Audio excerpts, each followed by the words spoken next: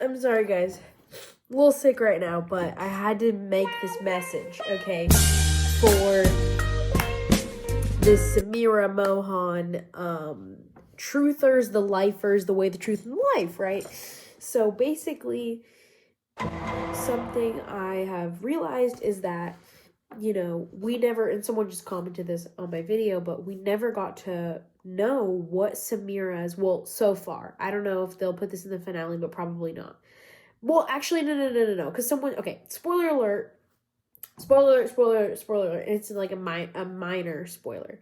But basically, someone who already screened the finale early said that there was nothing about Mohan's like mom or whatever. So basically, we don't get to know what the original phone call was. Remember, Samira was ignoring her mom's calls. Even her mom was calling the main ED line, and so what here, I'm a genius, right? Here's what I thought was going to happen, and I thought that this was logical writing. I figured that Samira's mom got in some kind of medical accident thing, and so she was telling her daughter, like, crap, all this stuff happened, like, yada yada, like, I'm in the hospital, right?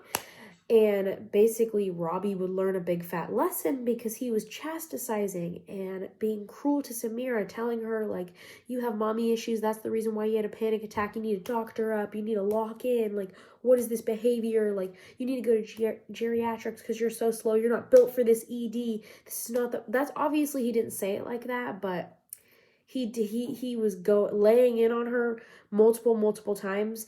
Their first like altercation, right after he realizes that her panic attack is not like, or after he realizes that she was having a panic attack in the first place and that it wasn't a heart-related condition, he was really cruel to her and mean. And I thought it would have been great writing, and this is just to me like logical, like something that you could guess, is that Samira's mom got in an accident and then Robbie could kind of eat his own words. Because to tell someone like, oh, you have mommy issues, like, why are you even worrying about your mother? You shouldn't even be thinking about your mother.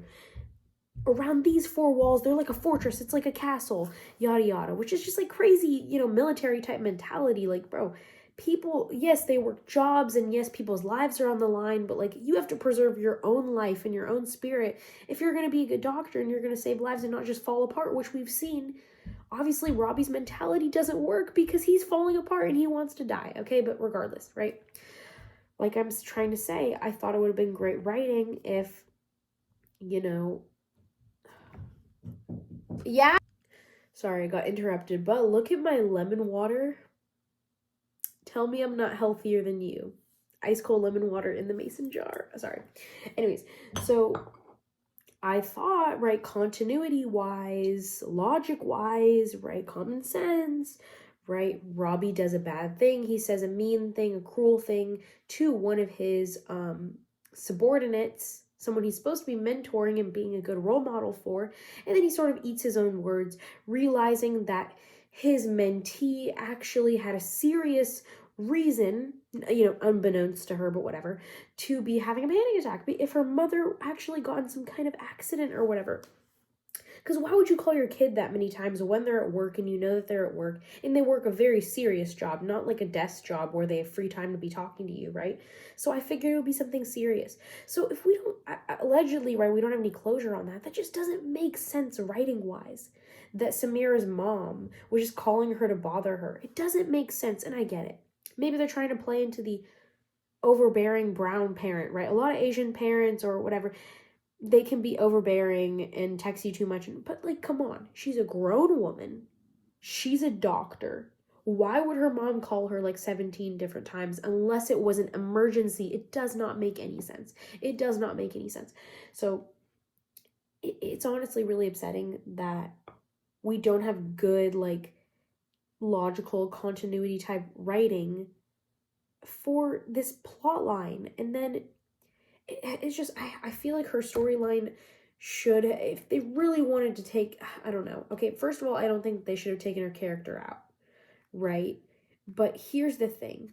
If they were going to have the plot, this is why I don't think that this was the original plan. I don't think that originally the plan was to get rid of Mohan as a character. I think that this was some kind of like last minute decision for whatever reason, but Because if it had been the plan all along, what they should have done was had a more positive storyline. Because if the purpose of this show is really to reflect reality of the healthcare industry, and then also the reality of these people's lives, but also a third purpose of the show should be to inspire the world and healthcare workers.